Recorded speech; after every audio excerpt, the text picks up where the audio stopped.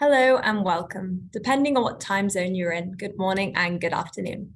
I'm Abby, an ESG analyst at the FAIRR Initiative, and thank you for joining us today for our co-hosted webinar with the Good Food Institute to celebrate the launch of our Alternative Proteins ESG reporting frameworks. Before we go into the presentation, just a few points on housekeeping. Firstly, the slide deck and recording will be emailed to participants after the webinar, and it will also be available on the GFI's YouTube channel. Please use the Q&A function to ask questions. Some we can discuss towards the end of the presentation, while others we will answer directly in the Q&A box. The FAIRR Initiative is a network of more than 350 investors, representing over $68 trillion in combined assets, covering a wide range of geographies. We provide cutting-edge research, best practice tools, and collective engagement opportunities, addressing issues from working conditions in meatpacking companies to urging global food giants to diversify their protein portfolios. Our work helps investors integrate ESG risks and opportunities into their investment decision-making and active stewardship processes. And hi, everyone. I am Sharon Murray, the other half of this presentation. I am GFI's Investor Engagement Manager. And for those of you not yet familiar with the Good Food Institute, I'd just like to share a little bit about our organization. So we are an international nonprofit that is reimagining meat production. As a global think tank, GFI advances alternative protein science and research, mobilizes resources and talent, and empowers partners across the food system, including all of you, to create a sustainable, secure, and just protein supply. In addition to the US, we work in the most critical economies and regions for alternative protein advancement, including Europe, Asia Pacific, India, Israel, and Brazil. So today, we're really excited to introduce the Alternative Proteins ESG reporting frameworks and really appreciate all you taking the time to be with us. In this presentation, Abby and I will share the framework scopes and objectives, as well as how and why they were created. We'll zero in on the frameworks themselves, including their structures and functions, and we'll end by walking you through how to make use of them, including for the purpose of addressing some of the inaccurate criticisms of alternative proteins that have partially resulted from a lack of disclosure. So before we jump in too deep, let's just take a step back and ask, why are we here? Why is this needed? So put simply, the world is facing climate, biodiversity, public health, and food security emergencies that necessitate a transition away from the predominant protein production system of industrial animal agriculture. Alternative proteins offer a key solution for doing so. With them, we can decarbonize our protein production system while meeting growing global demand for protein. There has been growing recognition of this, and in fact, that's contributed to a rapid increase in investment in the industry. But those investments are really still minuscule when compared to investments in other impact-driven areas, such as renewable energy and others. And investments in alternative proteins are just nowhere near where we need them to be to enable the rapid, large-scale transition that we need. Meanwhile, the increasing number of investors are integrating ESG considerations into their investment decision-making. And there has been a rising demand for standardized, industry-specific ESG disclosures and assessments. And while such standards do exist for many other industries, an alternative protein-specific ESG reporting framework has not yet been published, likely just due to the rapid growth of the industry outpacing its inclusion into ESG standards. This led many companies and investors to try to determine ESG monitoring and reporting approaches independently, which is just not only inefficient, but doesn't allow for comparability and isn't necessarily aligned with ESG best reporting practices. So as both FAIRR and GFI were seeing these trends through our stakeholder engagement, we decided to combine our expertise to produce the first of their kind ESG reporting frameworks for the alternative protein industry. Now, while these frameworks overlap, they do have a differing set of companies to which they apply and a slightly different scope of products they cover. So the diversified framework was developed for protein producers, food manufacturers, and food retailers that produce and retail a range of products, including alternative proteins.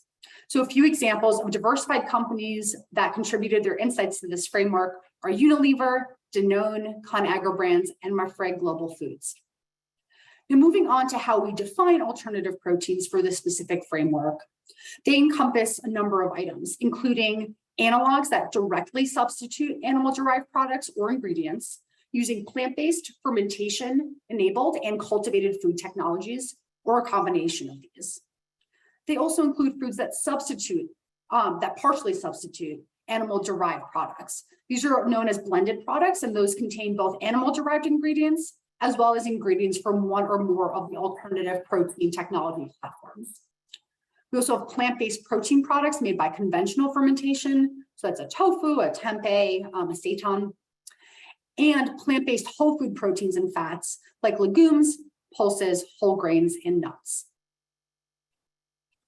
Meanwhile, the specialized framework was created for use by manufacturers and select ingredient and input suppliers whose core focus is alternative proteins. While quite a few ingredient and input suppliers are applicable for this framework, there are some for which this framework may apply less so, such as those engaged in cell line development or host strain development, target molecule selection, bioprocess design, and scaffolding. A few examples of companies that are specialized who contributed their insights to this framework are Miyoko's, Olive Farms, Mycotechnology, and Eat Just. The scope of the term alternative proteins for the specialized framework is nearly identical to the one for the diversified framework. The sole exception is that plant-based whole foods and fats are excluded from the definition for this framework.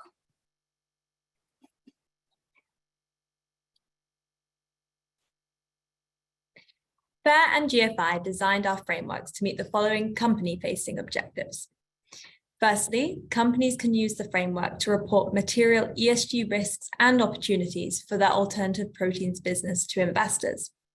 As the potential for alternative proteins to act as both a climate mitigation and value creation tool grows, investors are increasingly seeking greater disclosure. Secondly, what is unique about these frameworks is that they provide a disclosure roadmap that can be used by companies as a strategic tool to guide operations and ensure they're in line with ESG best practice. They encourage companies to think about the long-term sustainability of their alternative proteins products and the business as a whole. Thirdly, alternative proteins are uniquely positioned as a significant and innovative solution to the climate and biodiversity crisis, as well as food insecurity. There are a wide range of themes included in the framework, which enable companies producing alternative proteins to showcase the environmental and social benefit of these products. Additionally, we also ensured the frameworks considered following investor-facing objectives. Firstly, the frameworks equipped investors with a toolkit of disclosures and metrics to gain more transparent insights into a company's actions. In particular, the diversified framework enables investors to see whether a company is seriously and strategically expanding its alternative proteins business segment, utilizing it to mitigate material risks to its business stemming from animal agriculture. Secondly, by standardizing disclosures and metrics, the frameworks enable investors to easily compare the performance of companies within the industry. And finally, given the standardization of data enabled through objectives 1 and 2, investors can effectively manage their portfolios through portfolio-level aggregate reporting, such as the anticipated EU and UK portfolio-level Scope 3 reporting.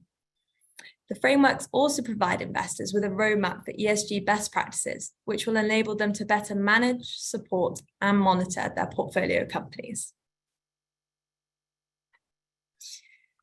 The ESG industry is currently facing backlash, and companies are being criticized for greenwashing, claiming compliance while covering malpractice. To prevent these criticisms, we designed the frameworks with the following principles in mind for effective ESG reporting. Firstly, the frameworks focus on a business's day-to-day operations and the impacts these have over a medium to long-term timeframe. This enables current and long-term ESG risks to be identified and provides the opportunity for companies to report on their strategy to mitigate these risks. While this exercise might be challenging for companies, it will provide them with a competitive advantage if they can answer questions such as the one on my slide when asked by investors. Secondly, we're aware of the barriers to reporting, such as company capacity and capability to monitor, measure, and report ESG data due to limited resources and challenges accessing data specific to a company's alternative protein supply chain. We have therefore designed both frameworks to be customizable, enabling companies to tailor the metrics they disclose based on their ability to report information in the short and medium term.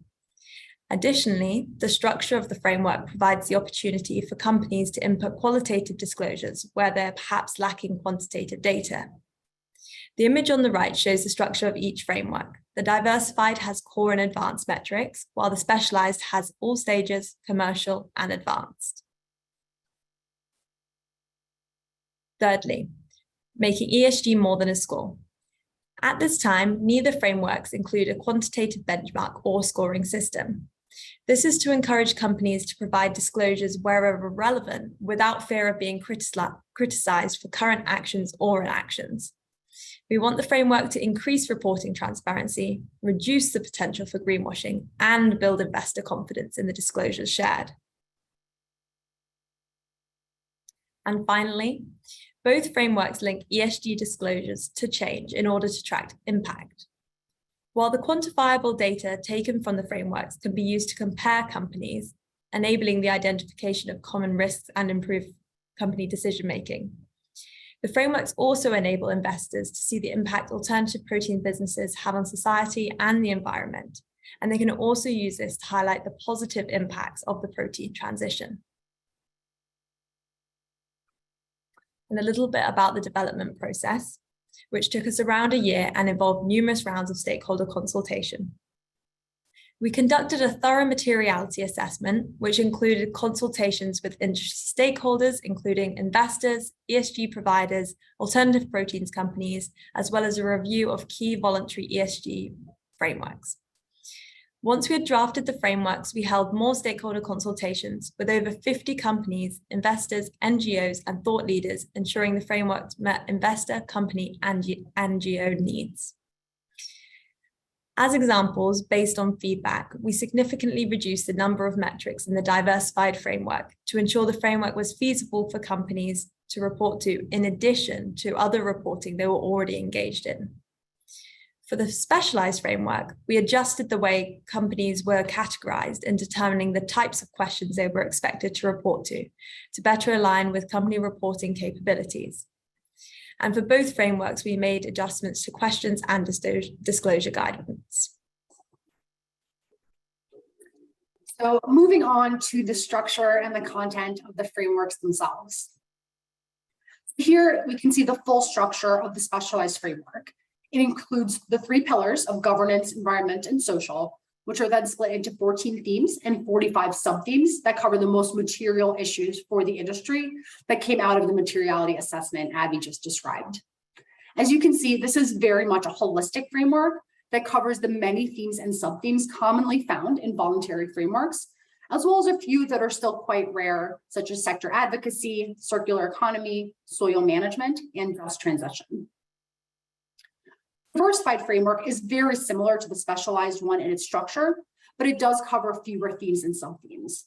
And that's because this framework is intended to be a supplementary tool for companies to enhance their existing disclosures. It would allow them to provide data specific to their alternative proteins businesses, rather than to report on their businesses as a whole, which they're likely already doing. Both frameworks are made up of 5 sections. So the introduction and instructions tabs are quite self-explanatory, so I'll leave that to all of you to explore. But the business overview tab is where we get into the heart of it.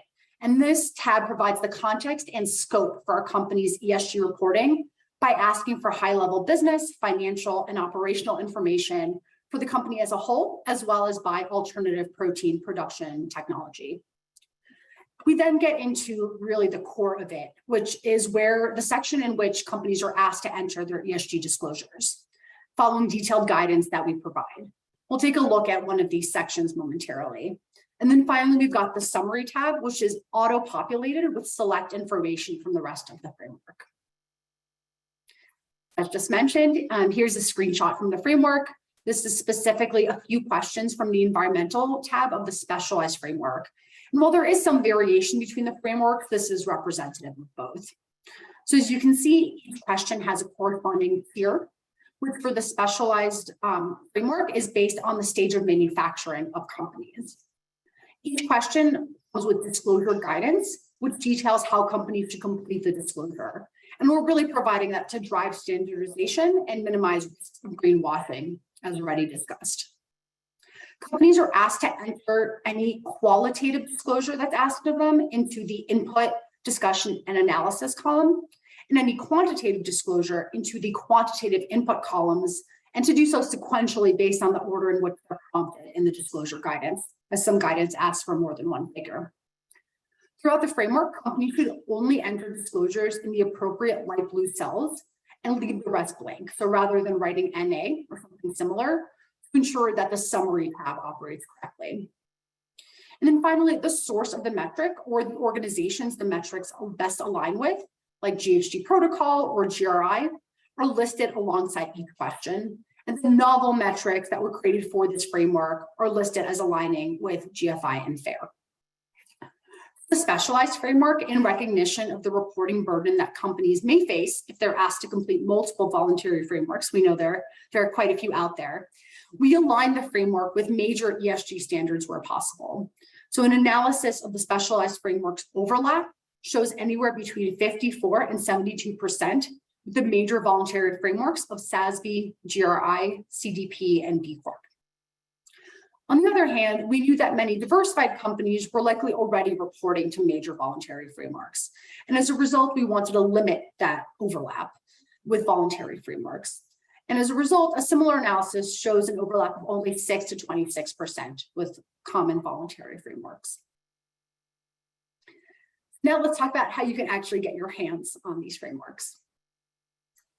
To maximize their usefulness and impact, we're putting these out as free open access resources that may be downloaded by anyone.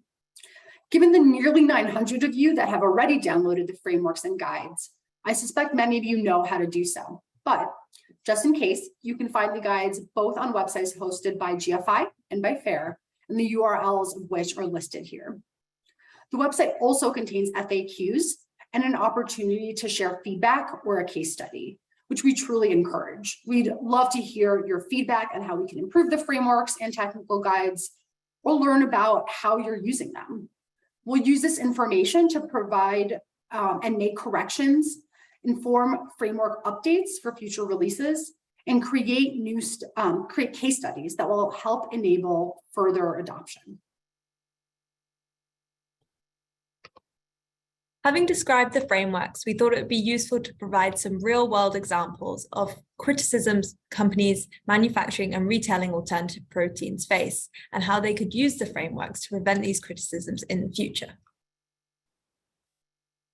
Firstly, in the UK, Tesco's adverts for one of their plant-based food ranges were banned for being misleading about their environmental benefit.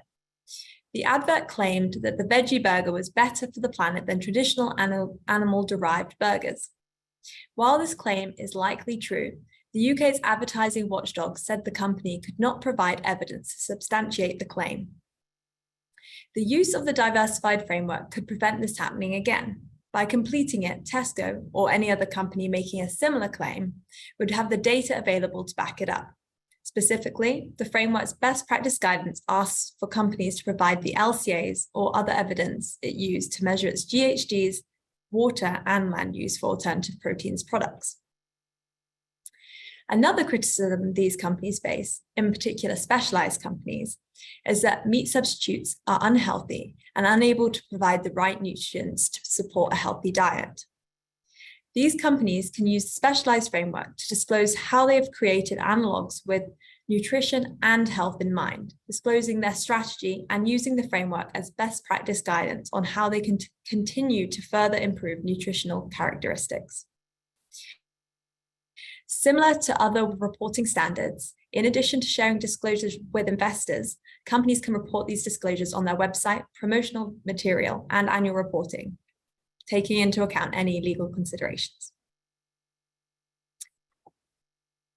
So, having discussed the framework's scope, objectives, structure, and how to use them, I would now like to move on to today's panel session.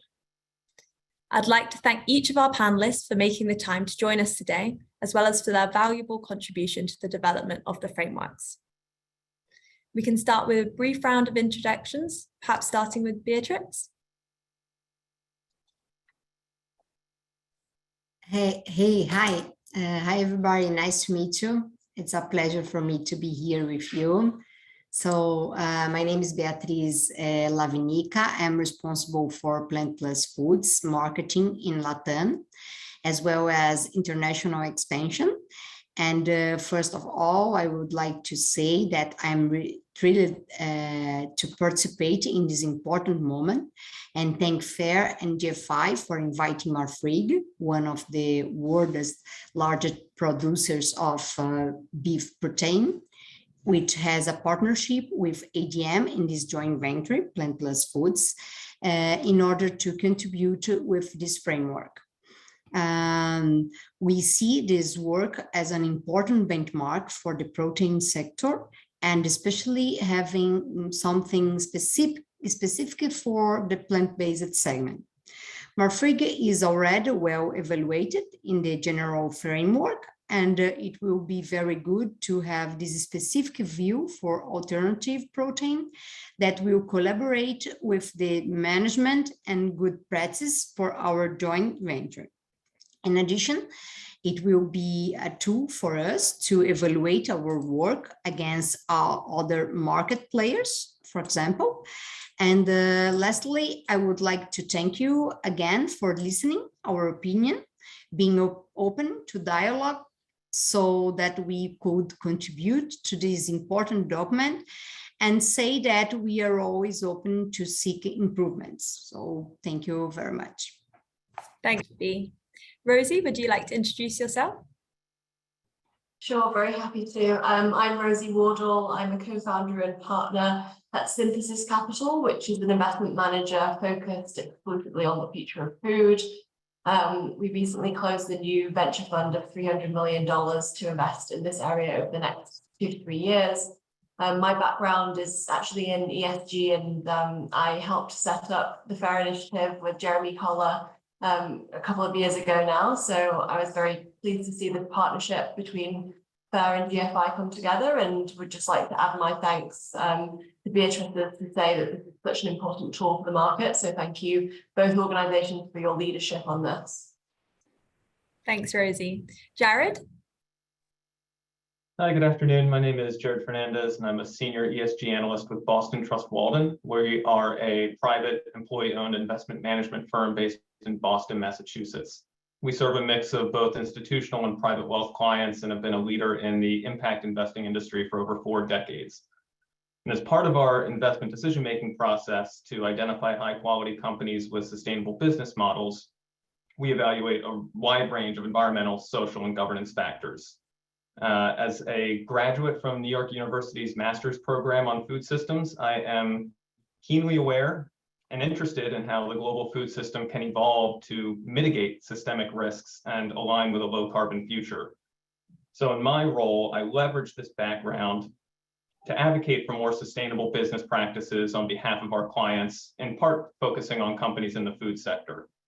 Our aim is to help companies de-risk and to capitalize on opportunities presented through that low carbon transition. Alternative proteins fit squarely into that category, and as a result, we have been an active supporter of FAIRR's efforts to organize investors on this topic. So thrilled to be with you all here today. Thanks so much. And finally, Lisa. Thanks so much, Abby. First of all, thank you again for the opportunity to be here today. Thanks again to all the folks at GFI and FAIRR for the enormous effort that went into creating these frameworks. I'm Lisa Whetstone. I'm the Senior Director of Innovation, Growth Strategy, and Marketing at Mycotechnology.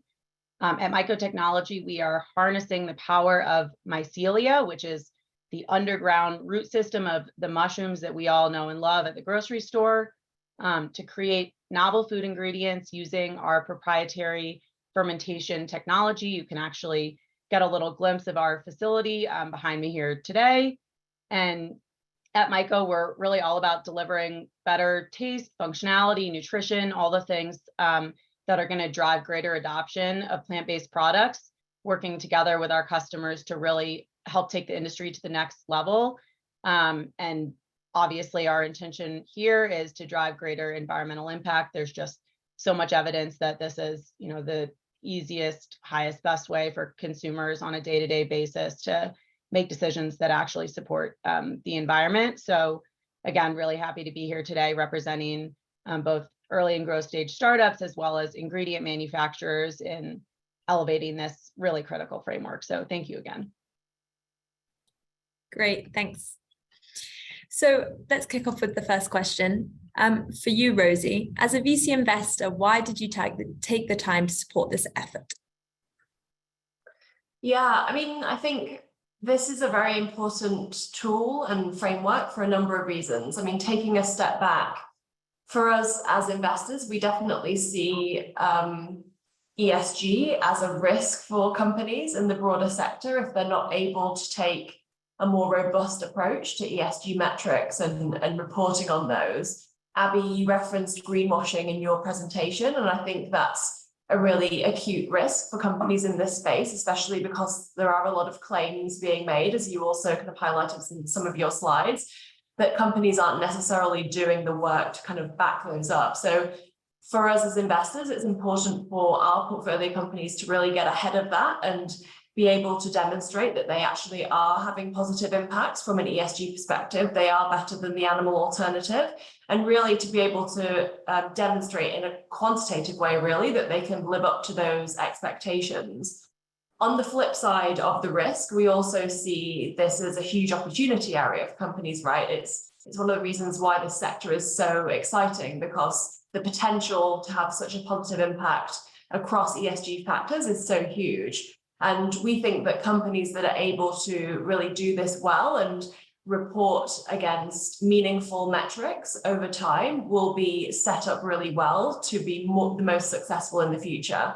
And we know that now, whether it's the IPO route, whether it's an acquisition, whether it's just these companies growing, evolving, building global supply chains, if they're able to kind of lay the foundations of a ESG strategy early on, then we see that as a really kind of solid foundation to move forward. And so generally, we feel this tool is a really important move in the market to encourage some consistency around that reporting. And we all know the plethora of ESG frameworks that are out there in the market. So to have some consistency around that, as this sector is kind of so new and but is growing very quickly, I think is really important. So we were very glad to support the framework. Great, thank you so much, Rosie. And Beatrice, a similar question for you. Why do you think the frameworks are important for Plant Plus Foods and Marfrig as a whole? Yeah, so here we work very together, the sustainability team from Marfrig and the Plant Plus Foods. It's a new joint venture, and for us it will help us as a benchmark. So to compare, to always looking for improvements, and how can we use these to have a sustained growth, so. Great, thank you so much. Moving on to you, Jared. Please, could you tell us about your participation in the development of the frameworks? Sure. So FAIRR had reached out to me back in March of this year, asking if I'd like to take part in a stakeholder consultation on the development of the diversified company framework. And again, as an active participant in FAIRR's Sustainable Protein Engagement Initiative, I have heard firsthand from companies that a barrier to increased disclosure on alternative proteins strategy was the fact that there was no consensus in the market as to what made sense to report, and really few wanted to be a first mover. So the prospect of aiding the development of a framework to help alleviate those concerns was very appealing. So I jumped at the opportunity. At that point back in March, a draft of the framework was shared, and I walked through it with colleagues from FAIRR, providing input on which data points and indicators provided the most useful insights into how effectively a company is managing those risks and opportunities related to its product portfolio. The input that I provided ranged from word choice within a specific proposed metric to questioning whether an entire theme made sense to include within the framework. I think ultimately, while the final product is quite robust, I will say it looks a bit different than the initial draft 47-page presentation that I viewed back in March. And I think that really reflects a very thoughtful paring down of prompted disclosures to really focus on those that are the most decision useful for investors, but which also increases the potential for companies to adopt this as a framework to report against. Thanks for sharing, Jared. And the same question for you, Lisa. How did you participate as a smaller company? Yeah, I had a sort of similar experience to Jared as somebody who has been in the ag tech and food tech space for a number of years and very interested in alternative protein as sort of a key to addressing our climate challenges in a new way. I've been tracking GFI pretty closely for many, many years and has watched the organization grow and become more and more effective and find additional ways to really drive the industry forward. So when GFI reached out to see if Mycotechnology would be interested in contributing to the framework, I was extremely excited to participate. I think both personally and as an employee at a company in this space, there are so many benefits to come from creating a common language. As Jared said, it's really difficult to decide to allocate, the slim resources that you have at a fast-growing startup to think about the right metrics to track and how to do so when you're not sure you're going to be communicating in the same way that your investors, customers, or consumers are going to receive that information. So, I same experience, received a really, really long document with incredible breadth of topics and a lot of thought that had already gone into what are the right areas to measure against and how do we do so, and had the opportunity to speak to folks from GFI and FAIRR and talk through as a smaller startup or a fast-growing startup, what would it look like to actually report against these areas? Did the categorizations of sort of core and advanced make sense based on what would be possible for a company like us? As well as, also to Jared's point, are the topics sort of the critical ones? We talked a bit about a couple specific areas that we know are really important. For example, are we adequately capturing the benefits of utilizing food waste as a feed source? Are we thinking about how to measure, nutrition or nutritional benefits in an effective and meaningful way? And so, it was a really interesting and exciting conversation to be a part of. And again, I can see in the final tools that have been shared, this has really been vetted so carefully, clearly by a really wide breadth of companies, from Myco all the way to larger players and investors. And it really is doing a nice job catering to, boots on the ground, how do players from the beginning to the end of the value chain communicate in a consistent way? And then how do we make that meaningful to the market? Thanks so much, Lisa. Yeah. So I think it'd be interesting to hear how all of you as investors and companies intend to use the frameworks on kind of a day-to-day basis. So perhaps if we start with you again, Rosie. Yeah, sorry, getting myself off mute.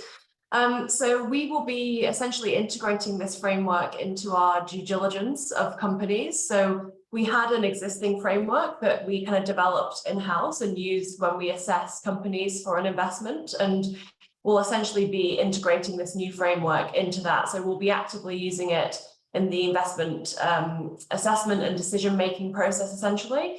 And then if we do decide to move ahead and make an investment into a company, we will be using that as almost as a basis, an initial framework for engagement with the company, because a lot of our work obviously happens post-investment when we're sitting on company boards and we're working with these companies kind of day to day to help them improve their processes on the ESG front and really think longer term about their strategies. So we'll also use it in a more ongoing basis to help them build out those approaches over time.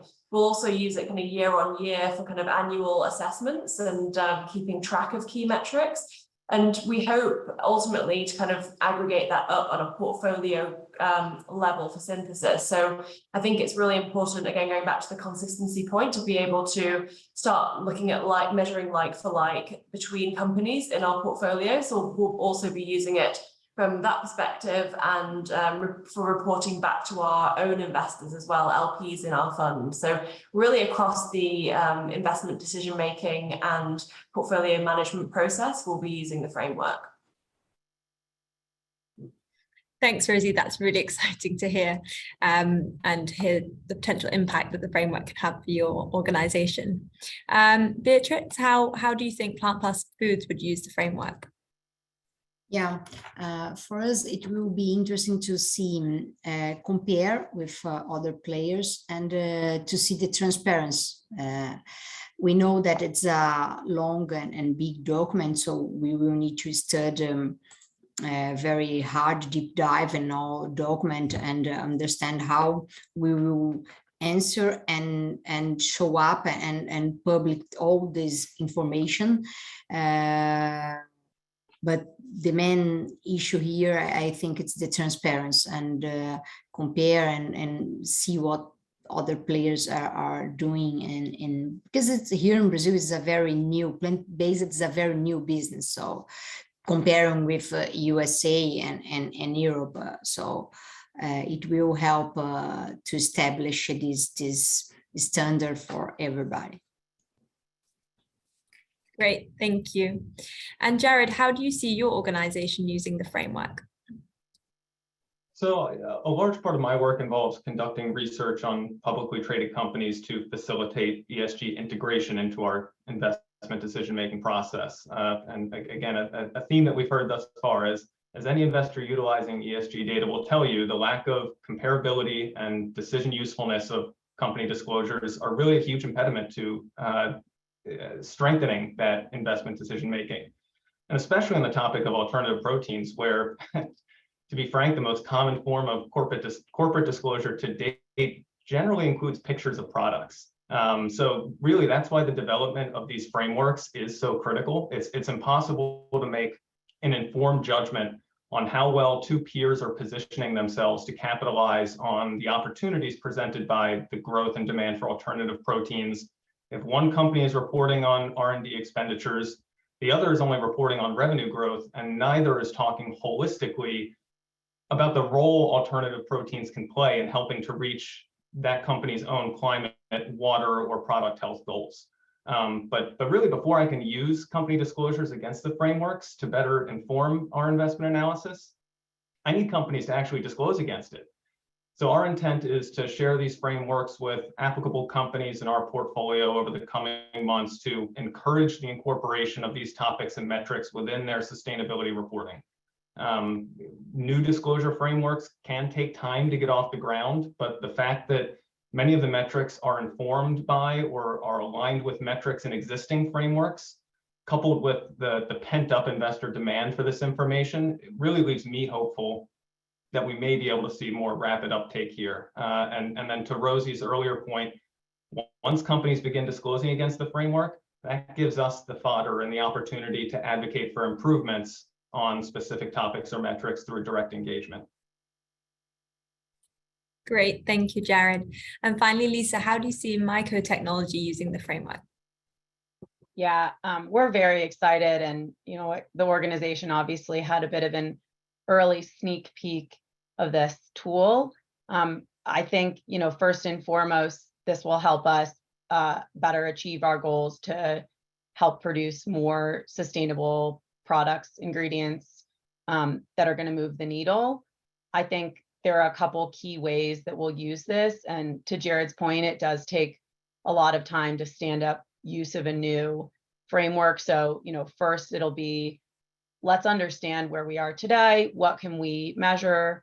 Where do we need support? And how will we go about gathering the data that we need? And I think there's kind of two sides of the coin. One is there are areas where we've really invested early, building a highly sustainable plant, focusing on developing more nutritious ingredients, innovating around, food waste opportunities, and that will help us better communicate those positive attributes of our business in a way that can be consistently measured against our peers, but also you can see in the framework we're measuring directly also against animal products. And I think that is a critical element to focus on. This is something that can lift the industry up as a whole as we all start to better measure and disclose the positive impacts of being in the plant-based business. And then on the flip side, obviously, understanding where we need to both improve and devote resources to better tracking, whether that's looking ahead to more advanced metrics as we grow as a business, thinking about as we develop innovations, how do we really structure around these key metrics that are going to be critical as investors look to us or our CPG customers talk to us about the products we have coming down the pipe, and then ultimately how we actually all together communicate to consumers so that we can really tell the story of the industry in a more unified way. So obviously there's a lot to be done in utilizing this framework. And I think, as we start to feel more pressure from investors and from the market, it'll become easier and easier to make the decision to devote more resources and energy to building out these measurements, reporting them, and investing in improving against them. Great, thank you. That was so interesting. And it's really exciting to hear how investors and companies plan to use these frameworks, which we worked so hard on for over a year now. So yeah, it's great to see this project really come to the end. So that wraps up the panel. Thank you for your time again and for sharing your valuable insights. The panelists will stick around for the Q&A in case there are any specific questions for them. Wonderful. Thank you, everyone. So hi all, my name is Molly. I am the Corporate Engagement Coordinator at GFI, and I will be moderating the Q&A. So please feel free to continue adding your questions to the chat, to the Q&A box rather than the chat. But before we get started, I'd also like to introduce Tom Chapman, who is an ESG and impact measurement advisor and a major contributor to the frameworks. So Tom, do you want to take a moment and introduce yourself to the audience? Yeah, thanks, Molly. Just going to say at the start, my internet's a bit up and down, so hopefully you can all hear me, but if you're not, then hopefully Sharon can jump in and answer any questions. Yeah, my name's Tom Chapman. I'm a food systems impact advisor. I've spent the last 8 years working across sub-Saharan Africa and South Asia and Europe, working with SMEs, agribusinesses, and business accelerators to kind of strengthen their ESG, manage their impact. And over the last year, I've really transitioned to focus on alternative proteins, and I'm now currently the head of the food systems impact for a new venture capital fund called Sentient Ventures, which we launched about 6 weeks ago. And I've worked very closely with other alternative protein companies and the Good Food Institute, of course, as well, to help them develop their ESG framework, and hopefully as well the life cycle assessment best practice guide, which will be something we're working on and release later this year or next year. Awesome. Thanks, Tom. So first question comes from Siobhan. Do you have any plans for using the clean data from the ESG frameworks to showcase the different climate impacts of animal versus non-animal based foods? Yeah, I'm happy to start on that one. It's a good question. So we currently do not have plans to collect or publish data. There might be enhancements we offer to the benchmark in the future, to the frameworks in the future. But no current plans. In terms of though highlighting the major, as we all know, environmental and climate impact differences of alternative proteins versus conventional animal proteins, there are a number of ways GFI is doing that separately. So we have commissioned and published an industry-wide life cycle assessment for cultivated meat, which incorporates these comparisons. And we're actually currently working on similar industry-wide LCAs for both plant-based and fermentation-enabled foods, which we hope to publish early next year. Thank you, Molly, for posting that link. So that's the best way that we're looking to put that information out there. For company-specific information that addresses this, as Abby mentioned earlier, we very much encourage companies to publish this information on their websites, as makes sense for them, share it with their investors and other stakeholders. So we do hope that this tool enables that comparison, but we will not be putting out company-specific data. Thank you. And I guess just sharing on FAIRR's side, similarly to the GFI, we're not planning on publishing data specifically relating to companies, but in 2023, we are planning on doing a pilot of the frameworks. So if you're in the audience and you're interested in participating in our pilot, please reach out to us. We'd be really interested to have you on board. And if companies are willing to do so and share their data with us, then we perhaps might put it into a thematic report. Awesome, thank you. That's actually a great segue to the next question, which comes from Clementine. Are there plans to release an index which will showcase companies' performances based on this framework? I don't know, Abby, if you'd like to start with that one, but I can say briefly on GFI side that currently no plans to release a benchmark, and there are, a range of reasons we've really steered away from a data rating type of approach here, which perhaps if Tom wants to discuss a little bit in terms of the thinking behind it. But there are, again, as I mentioned, there might be enhancements we publish. So something I could imagine is perhaps examples of strong responses to these frameworks to help guide companies, but no benchmark is currently in the works. Yeah, and then similarly for us, we also don't have specific plans, but based on the feedback from the pilot that we're planning to do, we might adopt a benchmark later down the line. Awesome, thank you. And next question here, how many companies do we expect or want to use the frameworks? Yeah, so in terms of our ultimate goal here, we hope all of the companies involved in alternative proteins use this framework, right? With any tool like this, the more companies that use it enables that standardization to really benefit investors. And so that's certainly the goal in terms of how we're going to work towards achieving it.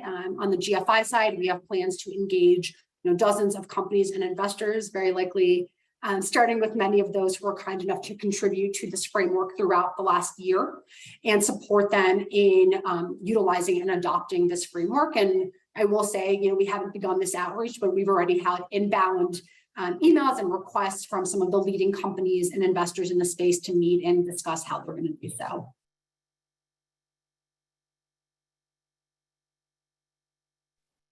Thank you, Sharon. Next question, does the framework support measuring the differences between different plant proteins and advise which ones are most environmentally friendly plant protein sources? Tom, would you like to take this one, or if not, I'm happy to. Yeah, absolutely. So the framework is more designed to be at a company level, not at an individual product level. And so it won't be ideally, it's not ideally used for looking at different types of plant protein. Of course, within the company, it has a set of measurements, and you'll be able to use those to evaluate your different product lines if you wanted to, because it provides that sort of framework. But the overall kind of intention of the framework is more at a company level rather than a product specific level. I will say that I think for investors, if they're comparing various companies, they can see some of that impact flow through to the kind of end products impacts and compare those to the extent that the plant protein source is a major part of some of those metrics. Awesome, thanks. Next question, Sonia noticed that intellectual property management was not included in the disclosure. Could we provide more information on that if we have it? I think that's probably another good one for you. So the framework is designed so that it's really a tool to be used between the companies and the investors that they're working with. And so in terms of the intellectual property that you'd be sharing, and I think this is the angle of the question, it would be between the investor and the company rather than between external parties. Of course, if it is your intention to publicly disclose the answers and the metrics, then you'd need to make sure that it meets the necessary standards, and the necessary standards are referenced throughout as well. And there's guidance on different ISO compatibility throughout the standards, so that you can make sure that you meet that minimum criteria.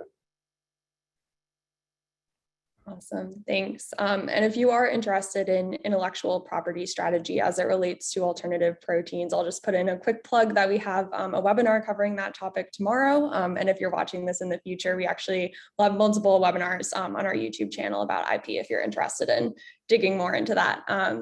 The next question comes from Clementine and also relates to a question that we got a little bit earlier in the chat. Will there be auditing or monitoring of the accuracy of the reported data from the frameworks?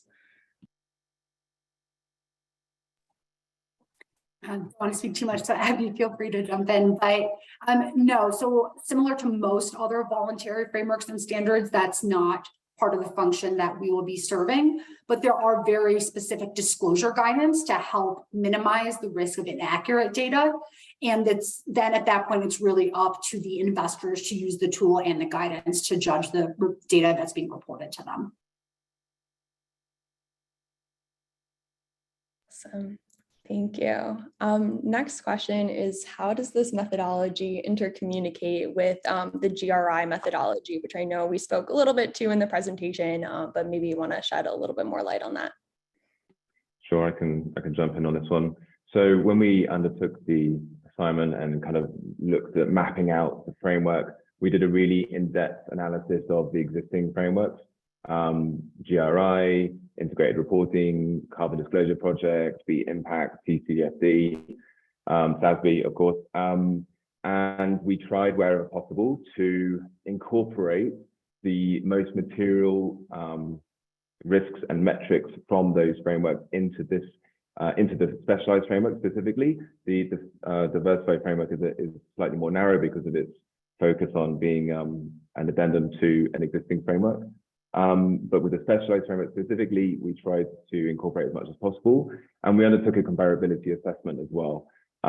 For the Global Reporting Initiative, specifically across all of the standards, there is it's around a 58% matching or partially matching to the metrics in those frameworks. So what I mean by matching or partially matching is either directly the same question or questions which result in similar answers which you could use to complete the other framework as well.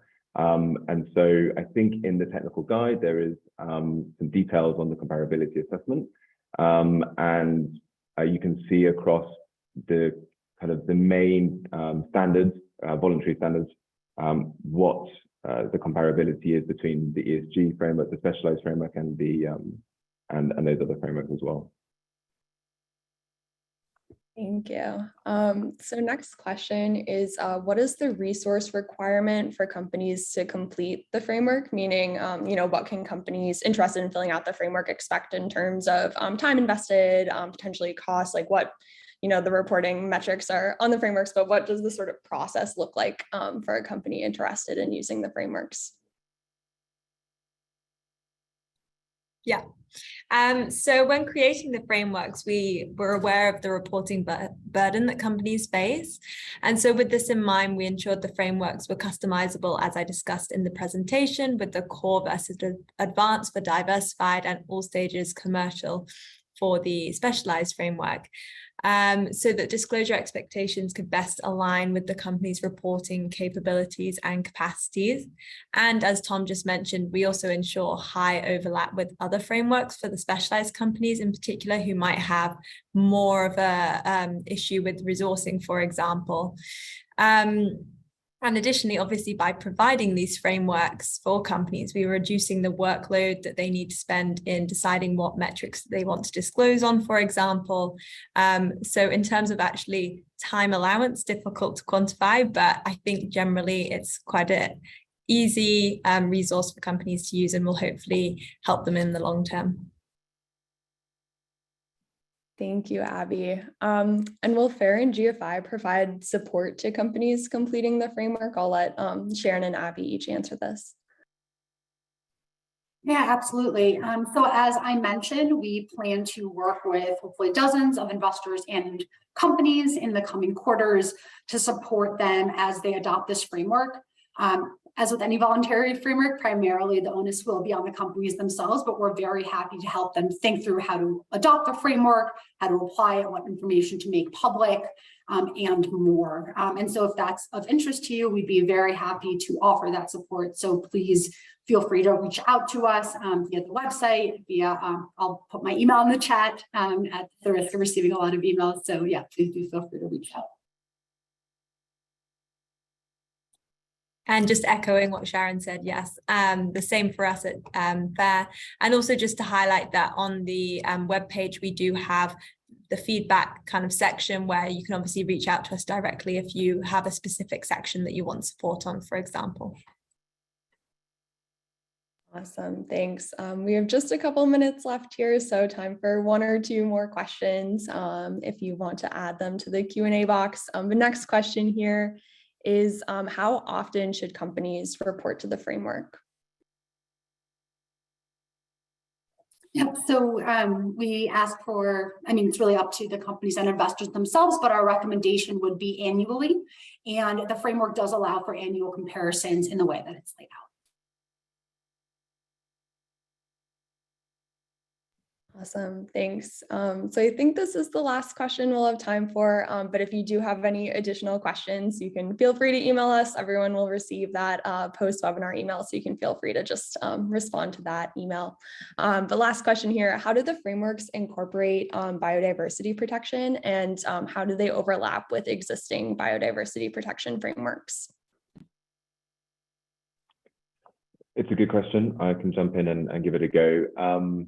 So there isn't, from the research and the material assessment that we did, there isn't a lot of existing concrete standards which are available to assess biodiversity, and it's an extremely complex area. There is an element in the framework at the moment which allows an overview of an assessment, so like an overview of risk assessment on kind of the impact of nature. And the idea is that in line with the Task Force on Nature-related Disclosures, which is being kind of pulled together at the moment and will probably be released in some form next year, is that this framework will be updated so that it can reflect the key metrics in that TNFD framework as well. So it's a kind of an open space. It's a very growing and new field, and it's obviously a key area in ESG at the moment that people are looking at. But it's not included holistically in this framework at the moment, just because there's not enough standardization across the industry. Wonderful, thanks, Tom. So those are all the questions we'll have time for today. Thank you all so much for your time and attention. And as we mentioned, we'll send out the slides and webinar recording shortly, along with some of those links that we mentioned. And the recording will also be available on GFI's YouTube. So thank you all again, and I hope you all have a wonderful rest of your day.